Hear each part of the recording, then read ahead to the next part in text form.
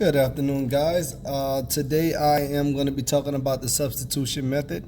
Notice on paper what I have here is a system of equations that consists of x plus 3z is equal to 6, negative 2x plus 3y plus z is equal to 11, and 3x minus y plus 2z is equal to 13. Remember, some good techniques on solving systems of equations via substitution method. 1. Choose an equation that has two variables if possible. 2. Choose an equation that has a variable with the coefficient of a positive 1, if at all possible. Of course, if you choose an equation that has two variables and solve for one of those variables, that's a better choice. It makes life a whole lot easier. So that being the case, that's what I'm going to start off with, okay? So here we go. I'm going to take and solve my first equation, x plus 3z is equal to 6. I'm going to take and I'm going to solve this equation for x. The reason I'm doing x because there's a positive coefficient of a 1 in front of that x, and this equation only has two variables. So I'm going to choose my first equation and x. In doing so, I'm going to take my first equation. I'm going to have x all by its lonesome, and I'm going to take my 3z and I'm going to move it to the other side of the equal sign. Keep in mind, when it crosses the equal sign, the sign on that 3z must change. All right. So in this case here, it's going to go from a positive 3z to a negative 3z. So on my other side of my equal sign here, I'm going to have a negative 3, excuse me, my lights cut off, z, and my 6 was positive. I'm not moving my 6, so I'm going to keep it as a positive 6. This would represent my new expression here. So I'm going to put the word new expression. All right. From my new expression, what I'm going to do is I'm going to take this new expression and I'm going to substitute it in for x in both my opposite equations. I'm going to put x here, and I'm going to put in what x is equal to in this expression into this equation as well. So I'm going to start with this equation here. For the duration of this time, I'm going to make sure that this next equation is in total green. So here I'm going to write my negative 2x plus 3y plus z is equal to a negative 11. You're going to have to forgive me if it looks kind of far away, all right? In this case here, I'm going to put my new expression in the place for x. So I'm going to have negative 2, not x anymore, but negative 3z plus 6. Everything else I'm going to bring straight down. So here I'm going to have my plus 3y. My plus z is equal to a negative 11. All right. I'm going to move my paper over some here. Now notice I have a negative 2 in front of a set of parentheses. So I'm going to distribute. I'm going to multiply negative 2 times negative 3z and negative 2 times a positive 6. This is going to yield a positive 6z and a negative 12 after I multiply. I'm still going to be left with a positive 3y and a positive z is equal to a negative 11. All right. Once you distribute, now you must go ahead and combine like terms. Here I have my 3y all by its lonesome. It's positive, so I'm going to start it off with a positive 3y. Here I have a positive 6z and a positive z. Notice I also box my plus sign here. That's going to let me know that I need to add both these here. And now I have a positive 6 and a positive 1 gives me a positive 7z equals my constant on the left side of my equation, which is a negative 12. I'm going to move that negative 12 to the opposite side of that equal sign, and I'm going to change it to become a positive 12. So when I add these two, I'm going to get a positive 1. So my new equation 2 now will be 3y plus 7z is equal to a positive 1.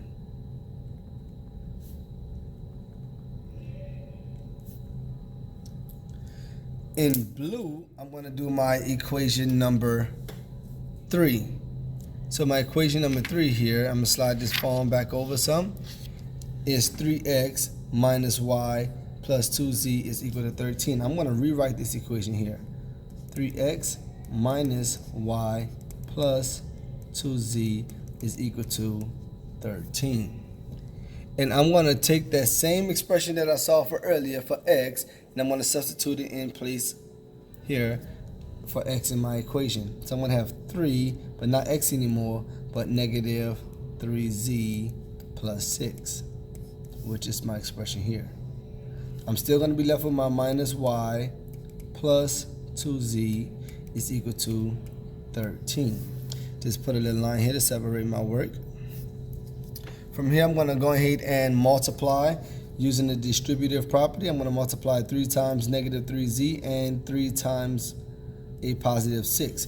This is going to yield a negative 9z plus, when I multiply here, I'm going to get 18. Notice I put emphasis on multiply. Some students have a tendency to add.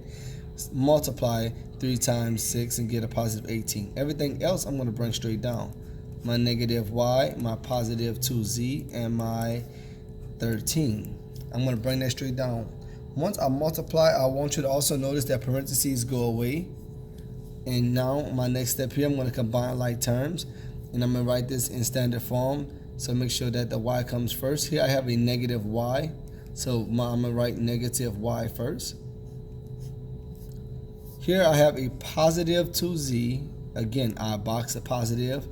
And I'm going to box my negative 9z. So what I'm going to do in my calculator, I'm going to punch in negative 9 plus 2. When you do this, you're going to get a negative 7z.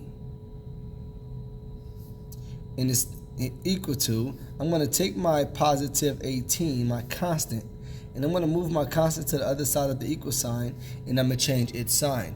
It's going to go from being positive 18 to be a negative 18. When I do this here, I'm going to put 13 minus 18 in my calculator, and you should get a negative 5. This has given me a new number 3 equation.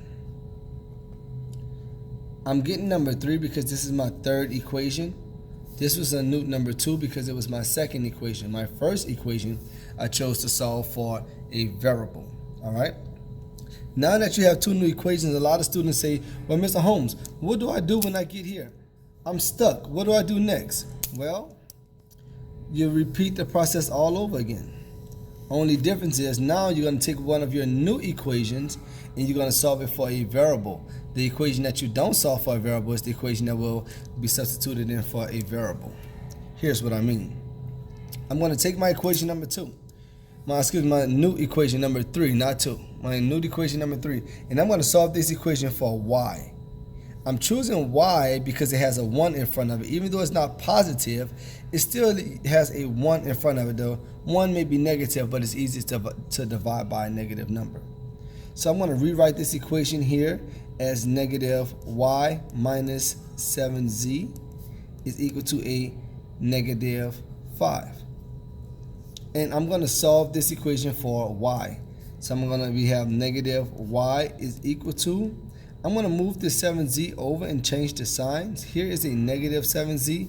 So on the opposite side, it's going to become a positive 7z. My negative 5 is going to remain negative, so I'm going to put minus 5. Notice I am not done because I have a negative in front of this y. So in order to get a positive, I need to divide every term by negative 1. When I do so, my negative 1 that's in front of my y and my negative 1 I'm dividing by will become a positive 1, which is ideal. This is what we want. When I divide a 7z by a negative 1, I'm going to end up with a negative 7z. When I divide a negative 5 by a negative 1, I'm going to end up with a positive 5. What we have now is we have our second variable that we've solved for that gave us a new expression.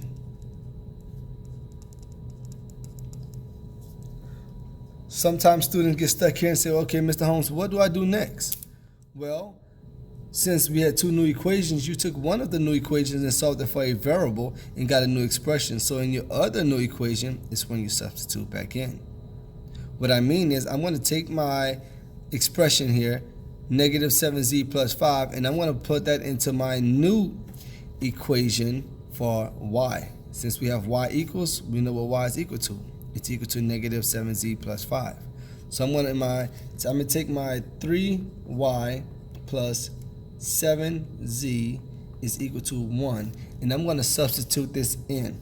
All right, so I'm going to have 3, not y anymore, but we know what y is equal to.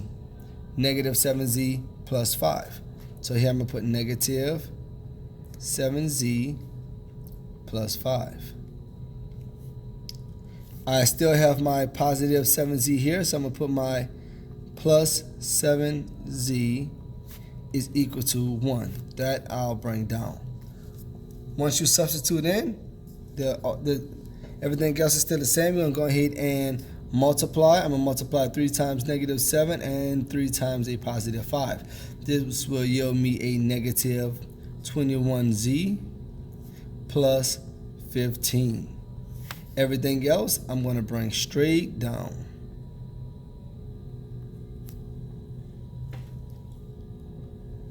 All right. Now that we distributed, parentheses go away, we only combine in like terms. All right. Here I have my negative 21 and my positive 7. This will give me a negative 14z. My constant, which is a positive 15, I'm going to move to the opposite side of the equal sign and change its sign. So it was positive on this side it becomes a negative 15. And I'm going to do 1 minus 15 in my calculator. When I do this, I'm going to get a negative 14. To solve for z, since this represents multiplication, I'm going to divide everything by the coefficient of z. In this case, negative 14. When I do that, I'm going to get the value for z. Z is actually equal to a positive 1. So in my solution, since I have 3 variables, I'm going to have 3 coordinates. An x coordinate, a y coordinate, and a z coordinate. My z coordinate I've just found. My z coordinate is 1. We need to now find x and y. So to find the remaining coordinates here, now that I have z, you work backwards. The moment you get a value, start substituting back in. Okay? Since I solved for z, ask yourself, what was the last variable I solved for before z? In this case here, it was y. So in place of z, I'm going to plug in 1. So here I'm going to have y. Let me put this here in blue. Y is equal to negative 7, not z anymore because we know what z is. Z is 1. All right, plus 5. All I did was rewrote this equation here. When I do this, I'm going to punch this into my calculator. When I punch this into my calculator, I'm going to get y is equal to a negative 2. Negative 7 times 1 is negative 7. So negative 7 plus 5 yields me a negative 2. So now what I have here is my second coordinate. Here it's negative 2. Again, we're working backwards. So now that we have negative 1, we have 1, negative 2. What was the coordinate, the variable we solved for before we did y? In this case, it was x.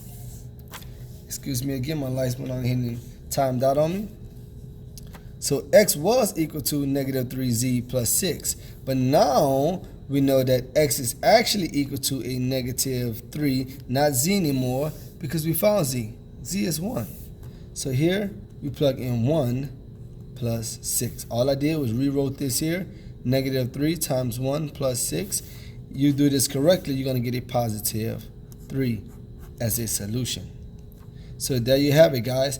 Our solution for the system of equations is 3, negative 2, 1. So here's all of our work that we started with and finished with. All right, here's my system. I solved it for x.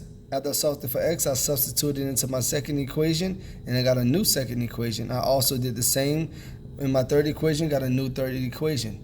From here, I went on ahead and chose one of these equations to solve for. In this case, I started with my equation number 3, my new equation number 3. When I did so, I got a y. My y in this case was equal to a negative 7z plus 5. I took my new expression and substituted it into my new equation, and I got z is equal to 1. Once I got my value, I just started working backwards. I plugged in 1 for z and got the true y value, which is negative 2. Once I got 1 and negative 2, I substituted into my new expression for x, and I got its value. In this case, it was 3. I hope this was helpful to you guys. My point again is 3, negative 2, 1. Let me know what you think.